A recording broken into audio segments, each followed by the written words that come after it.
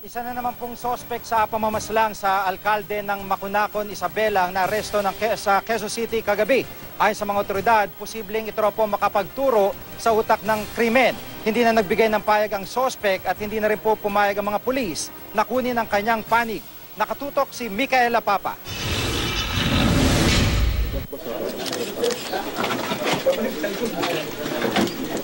Nadampot sa Oplang Galugad ng Quezon City Police District sa Sala Mosque, Barangay Kulyat kagabi, si Marcival Abduhadi alias Bagwis. Akala niya it is a lair, pero ang mga tao diyan sa Kulyat, sila rin na nagtip.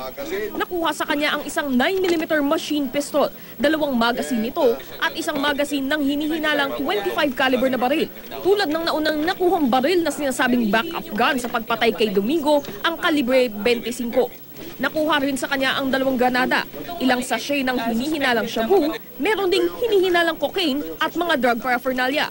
Kasama sa nahuli ang hindi pa kilalang babae na misis umano ni Bagwis. Inaalam pa ang kaugnayan niya sa kaso. Kahapon, sumailalim na sa inquest proceedings ang 3 pang sospek sa pagpatay, kabilang na ang misis ni Abduhadi na si Mary Grace Malones Abduhadi. Pinaghahanap pa ang isang sospek.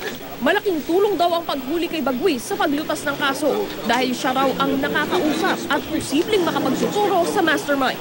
Kanina may binabanggit siyang pangalan ulit na sinasabi niya na mas mataas pa sa kanya na nakipag-negotiate.